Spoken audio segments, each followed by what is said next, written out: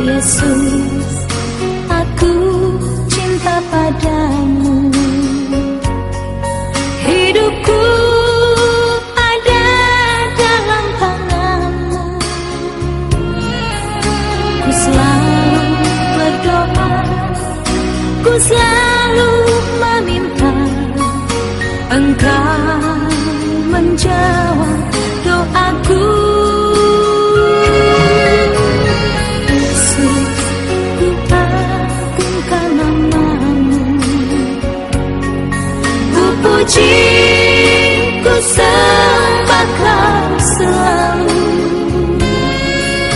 Dalam kesusahan, dalam kelimpahan, Yesus segalanya bagiku. Badai dan gelombang menerpa kapalku, Yesus Engkau juru mudiku. Ku takkan tenggelam, ku tak akan goyah, Yesus menopang hidupku. Salam, selamat pagi. Kita bertemu lagi di sapaan teduh kita di pagi hari yang indah ini. Sebelum kita merenungkan dan mendengarkan firman Tuhan di pagi hari yang indah ini, kita bersatu dahulu di dalam doa. Kita bersatu dalam doa. Kuasa Roh Kudus-Mu Tuhan yang mengajari kami, memampukan kami, siapapun kami yang pada saat ini mendengarkan firman-Mu, sehingga kami dapat memahami kebenaran dari firman-Mu, karena kami tahu Tuhan, firman-Mu adalah sumber kekuatan bagi kami anak-anak-Mu di dalam kami menjalankan kehidupan kami. Berfirman dan berkata-katalah Tuhan, kami telah siap untuk mendengarkannya. Dalam Putra-Mu Yesus Kristus, kami datang berdoa dan mengucap syukur. Amin. Roma 13 ayat 8 sebagai renungan kita di pagi hari yang indah ini, kami bacakan buat kita. Roma 13 ayat 8. Janganlah kamu berhutang apa-apa kepada siapapun juga, tetapi hendaklah kamu saling mengasihi, sebab barang siapa mengasihi sesamanya manusia, ia sudah memenuhi hukum Taurat. Saudara-saudari yang dikasihi oleh Yesus Kristus Tuhan kita, kitab Roma adalah salah satu karya dari Rasul Paulus yang memiliki pengajaran yang sangat lengkap. Kita dapat melihat dari isi kitab Roma tersebut secara keseluruhan, yaitu kita mulai dari pasal 1 sampai pasal 11, di mana dia menceritakan bagaimana kita, manusia yang berdosa itu, siapapun kita, telah ditebus melalui anugerah pengorbanan yang dilakukan oleh Yesus Kristus di kayu salib. Dan karena penebusan itu, kita menjadi orang-orang yang telah diselamatkan. Bahkan kita sudah ditebus, hutang-hutang dosa kita juga sudah dilunasi melalui kematian di dalam Yesus dengan anugerah yang diberikannya kepada kita. Kemudian kita dapat melihat di pasal 12 sampai 16, Paulus mengajarkan bagaimana sebenarnya orang-orang yang sudah ditebus dan diselamatkan itu harus hidup.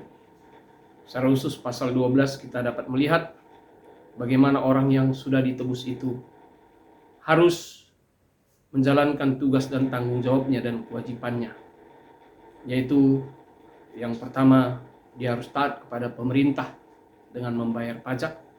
Kemudian yang kedua, saudara-saudara yang dikasihi oleh Yesus Kristus Tuhan kita, Paulus juga mengajarkan bagaimana kita harus menghormati orang yang harus kita hormati.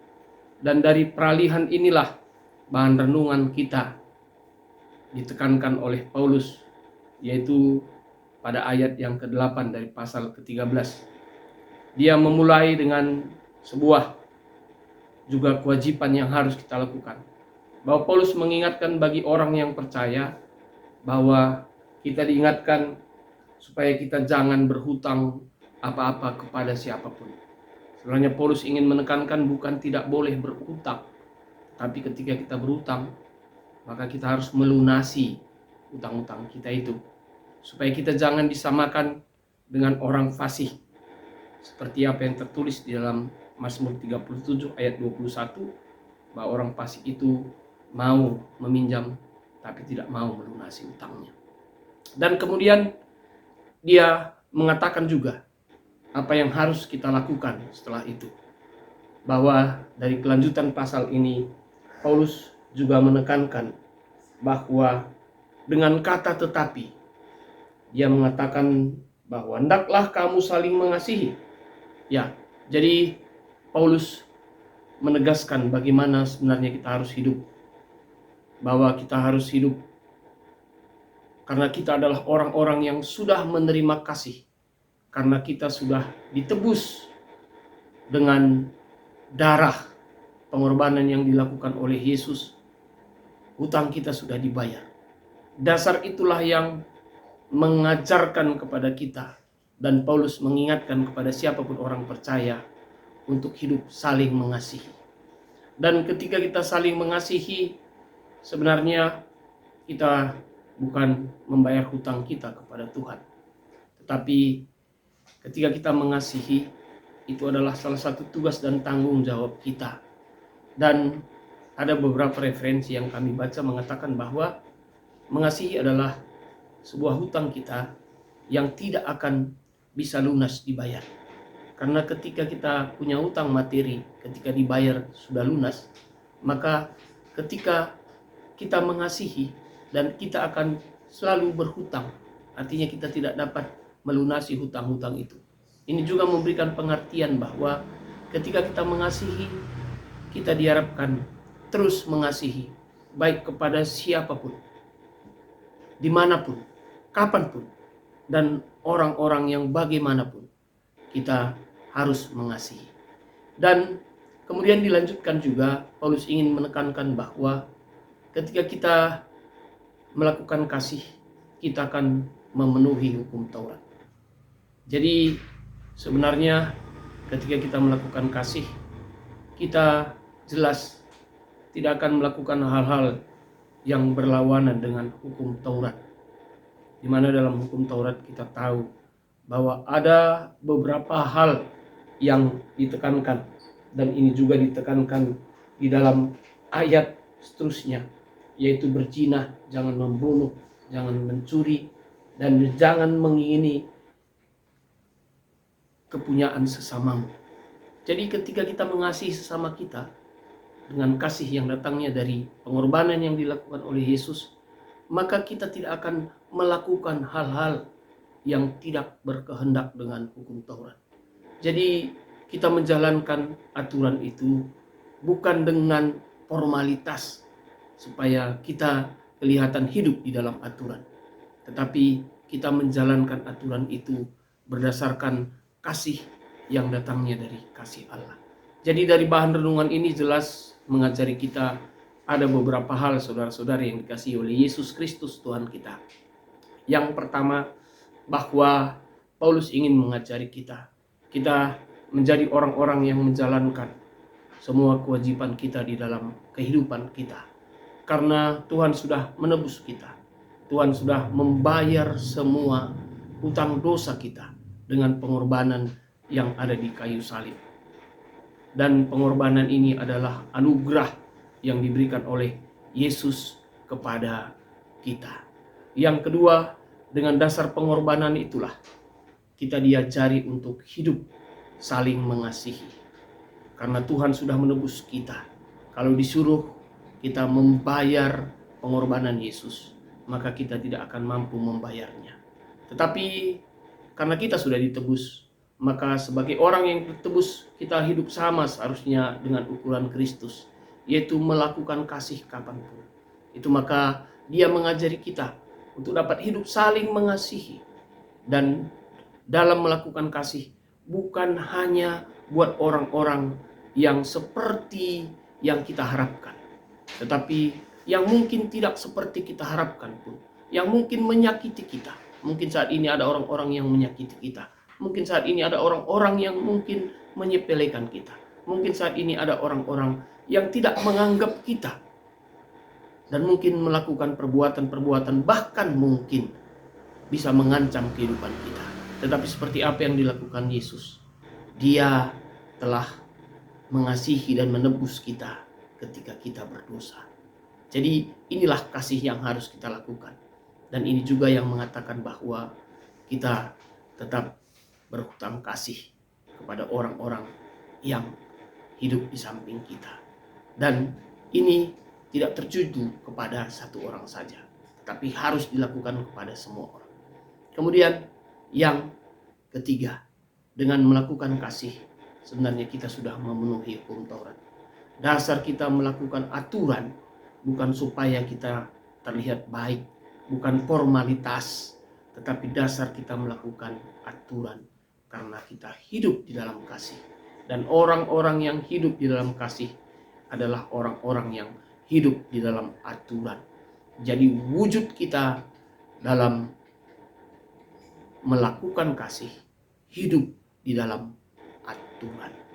Jadi mari saudara-saudara yang dikasihi Yesus Kristus Tuhan kita tidak hanya tahu apa itu kasih, tetapi kita juga harus melakukannya dari hati, dan kita juga mengasihi semua dan juga sesama kita, bahkan orang-orang yang tidak seperti yang kita harapkan, bahkan mungkin musuh kita. Tuhan memampukan kita untuk mengasihi sesama kita di dalam kehidupan kita. Mungkin hari ini ada orang-orang yang melakukan hal itu, tapi Tuhan hari ini melalui Paulus mengatakan, marilah kita saling mengasihi, dan kasih itu bukan hanya kepada orang yang seperti kita harapkan, dan juga kepada orang yang kita harapkan, yang tidak menyenangkan kita. Tuhan memberkati firman-Nya, dan selamat melakukan kasih. Amin. Kita berdoa. Terima kasih Tuhan atas pemberitaan firman-Mu di pagi hari yang indah ini.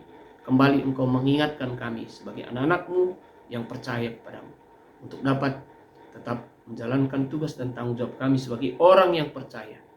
Bukan hanya hidup seturut aturan, tetapi kami hidup seturut aturan karena kami hidup di dalam kasih. Karena kasihlah kami maka hidup di dalam aturan. Bapa yang baik, mampukan kami melakukan firman-Mu. Dan mungkin pada saat ini ada orang-orang yang mungkin tidak seturut dengan keinginan kami. Mungkin ada orang-orang yang menyakiti kami. Tapi seperti telah Engkau menebus dan berkorban buat kami. Dan ketika kami berdosa juga Engkau telah menebus kami.